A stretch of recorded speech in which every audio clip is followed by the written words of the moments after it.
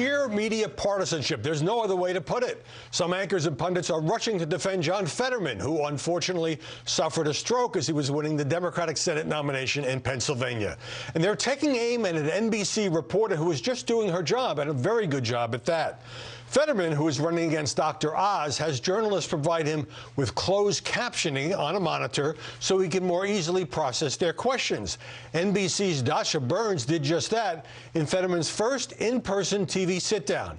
And there were moments when he was struggling. The NBC correspondent also shared this observation with her viewers. This prompted a fierce backlash. Podcaster Kara Swisher, who had a stroke a decade ago, called Burns' account just nonsense. Maybe this reporter was just bad at small talk. New York Magazine's Rebecca Traister, author of a cover story on Fetterman, said his comprehension is not at all impaired. He understands everything. Burns didn't suggest otherwise, but there have been plenty of stories and segments ripping her for her remarks. NBC and Dasha Burns were transparent with the audience, but that was rejected by some in this business who just want John Fedderman to win that Senate seat. I'm Howard Kurtz, and this is Media Buzz. The pundits, not surprisingly, are taking opposite sides on the John Fedderman controversy. NBC's Lawrence O'Donnell told Fetterman that there are 2 Democratic senators who suffered strokes this year. But media conservatives openly questioning Fetterman's abilities. Joining us now to analyze the coverage, Ben Domenech, editor-at-large at The Spectator. And in Los Angeles, Leslie Marshall, the radio talk show host, both are Fox News contributors. Ben, what do you make of the coverage of John Fedderman's efforts to talk to journalists in general and the NBC interview in particular? Well, first off, I think that our sympathies can go out to John Fedderman and his family. Everything that you have to deal with after a stroke, can be very challenging. But these are critical questions about whether you belong in the U.S. Senate or not, and they are absolutely up for debate in terms of his mental condition and whether he's able to understand what's going on around him. This NBC reporter, Dasha Burns, has done, I think, a phenomenal service in terms of both her treatment of this, her transparency with viewers, being very upfront about the challenges that he seems to be going through, and not engaging in this in some kind of fanciful or unserious way, but being very serious with viewers, and not, debating, I think, whether or not he has the capacity to understand, but whether he has the capacity to communicate, to respond with speech and without this type of assistance. And the reaction to her is so telling about how much of our media is dedicated not to trying to get to the truth here, but just playing partisan football with this situation because, as you said in your open, they want John Fedderman to be the next senator from Pennsylvania. Leslie, what do you make of this backlash, mainly from left-wing journalists, against NBC and reporter Dasha Burns for frankly describing the situation they had with Fetterman? I think it's the way that it was recommunicated. You had townhall.com and other areas that weren't talking about the back and forth and exchange outside of the interview and not being specific enough with regard to the interview. 1. 2, journalism 101, you never become a part of the story. And she certainly became a part of the story with this. And although I agree journalists need to report the facts, the problem when you deal with somebody's health, and we're seeing this whether it's with Joe Biden, dementia, Donald Trump, and mental capacity, and John Fedderman and his stroke, everybody out there seems to have gone to Google medical school. And the problem is they're not doctors. Journalists aren't doctors. None of us on this panel right here are doctors. And the doctors have to say whether or not an individual Leslie, can continue running for office, as John Fedderman's physicians have said. Leslie, you do not need to be a doctor to be able to say, I think that he had a hard time understanding small talk. I think that he, needed to have these types of closed captioning in front of him to understand what was being said. You don't need to be a doctor in order to make that kind of diagnosis or share that kind of information with your viewers. Right, and how is it becoming part of a story, Leslie, to simply say this was the experience we had interviewing John Fedderman? Otherwise, you just say nothing about the situation where obviously the man is struggling, and our sympathies are with him and his family to deal with the after effects of a stroke.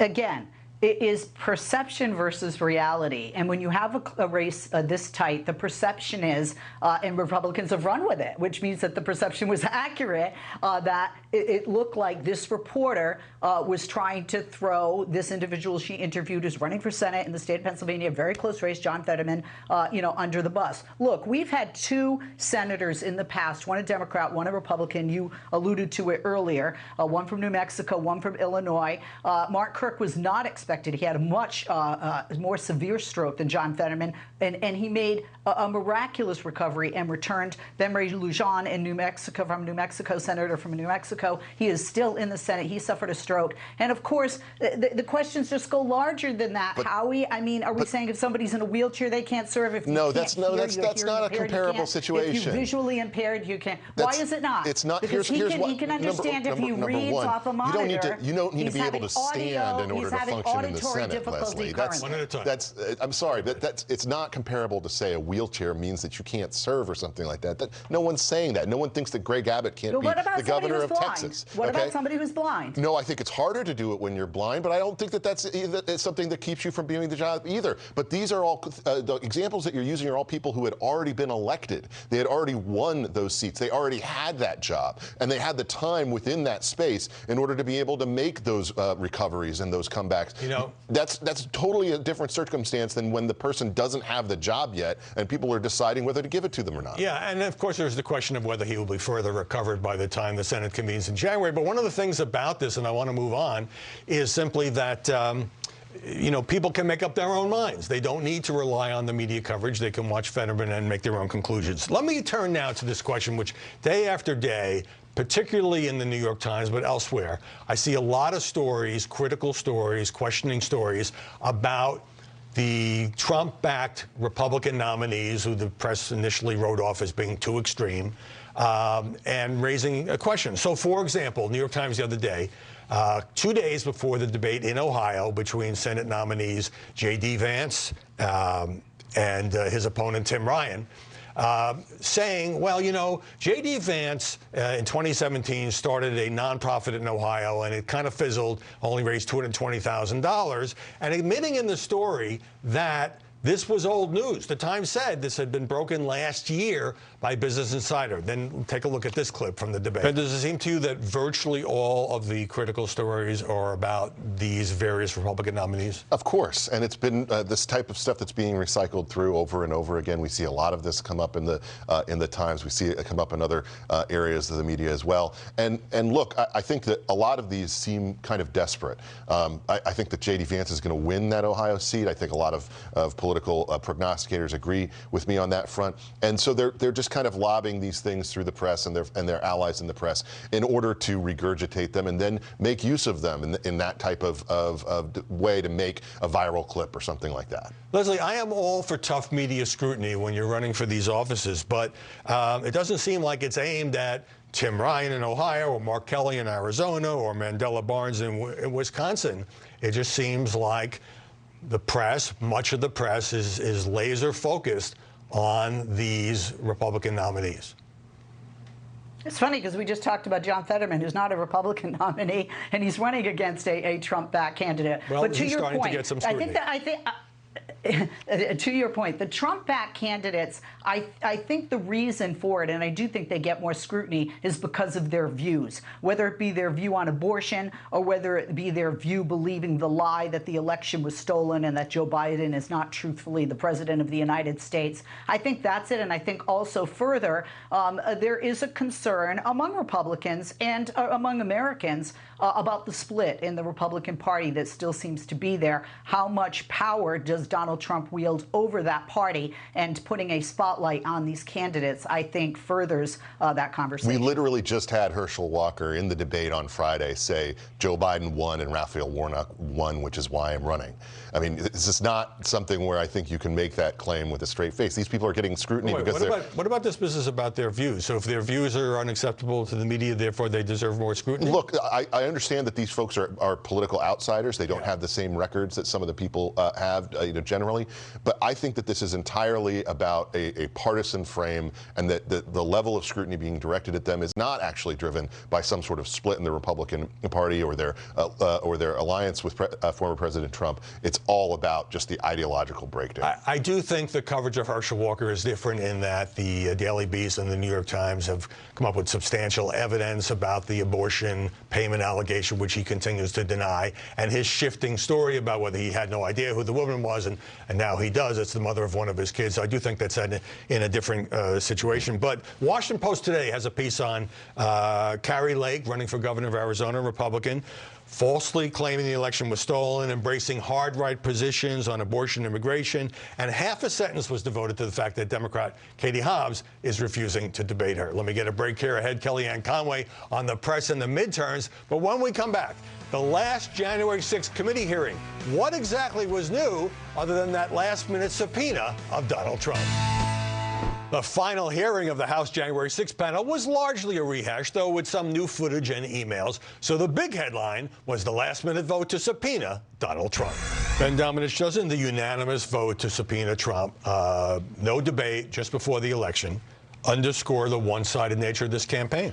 Absolutely. And I mean, I hadn't seen that Chuck Todd comment, but I have to agree completely with him, which is that this is something that if you were serious about it, you would have done this months ago. You don't do this right before an election. And that's because this was always intended to be a partisan exercise designed to keep this as a news factor going into the midterms. It was not actually meant to solve any of the real questions we had. Leslie, I'm sure you'd love to see Trump grilled by this committee. And interestingly, a source close to Trump has told Fox News, has told Maggie Haberman of the New York Times and others that he'd consider it. He's tempted. He considered doing it live. No way in the end that this happens. But was the vote basically political theater? I don't think it was political theater, and honestly, you're wrong about me. I don't want to see him testify because that would be political theater. And I want the spot. I'm sorry. I want him to be a memory, and I mean that historically. Okay, let's move forward. I'm a progressive. Right? But it'd be great theater. What are you talking about, Leslie? Are we in the media? Don't we want to see great theater? I have a teenage daughter. I have enough drama in my life. I don't need any more on my television.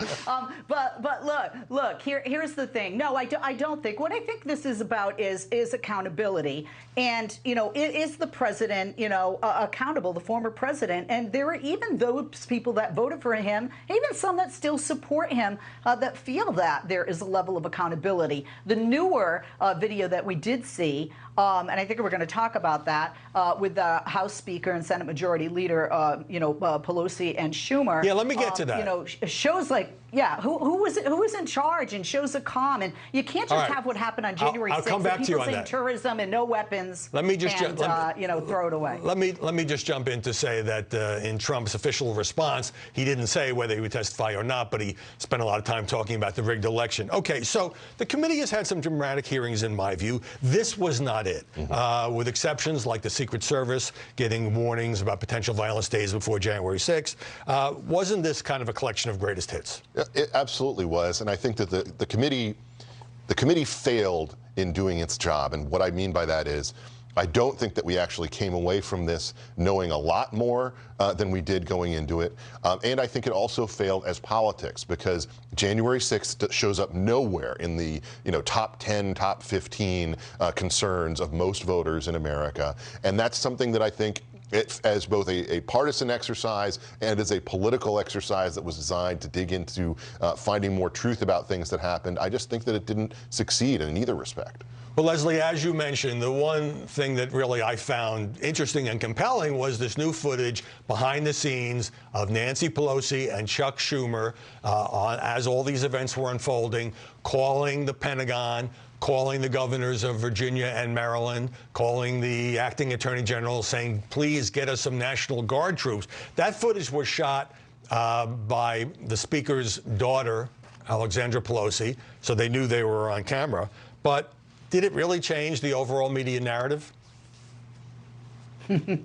Well, I think it depends whose Twitter feed you're looking at, because mine, we're talking about how Nancy Pelosi was, in fact, president of the United States, or acting as president of the United States that day. But I want to say something to Ben's comment, because, Ben, you don't even know it. You proved my point. The reason this isn't politics or purely politically motivated is just what Ben said. It is not what voters, left or right, care about. It's not in the top 3, 5, or even 10 of the hit parade of the items that voters care about going into the midterms. And if it were, I may answer this differently, but I don't think just for that alone it's politics, because it doesn't change one election, it doesn't change one vote or one outcome, whether you subpoena Donald Trump or not, whether you show this footage or not. Why do it? They're doing it to do because their due diligence. You have to have accountability. You can't just have January 6th happen and let it go. Due diligence is not the reason.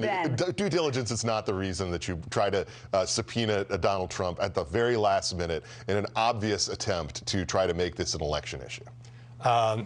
Well, he's not running in the midterms last time I checked. Well, but we talk about him enough as if he is. Yeah, well, I think that's in part, Ben, because... Which is one of the reasons I don't want him one of the reasons I don't want him being interviewed, and I don't want him to She doesn't want it. So just briefly, I mean, Trump's constant talk about the rigged election is always amplified by the media. Yes. The media love talking about Donald Trump. But if he were to testify, there would be a zillion people watching, and I think it would have an impact, because it would crowd out other stuff that the Republicans want to say. Yeah, I think that Republicans largely, are fine with this playing out the way that most people think it is going to play out, which is that this is something that is dangled but doesn't actually happen. And I think that that's probably going to be the way things end up, which is, frankly, Republicans want to focus on the economy, they want to focus on inflation, they want to focus on crime and the border, and those are, I think, the issues that voters are focused on. Trump may say he wants to do it, but in the end, I think the lawyers will talk him out of it. Leslie Marshall, Ben Domenech, thanks so much for coming by this Sunday. Up next.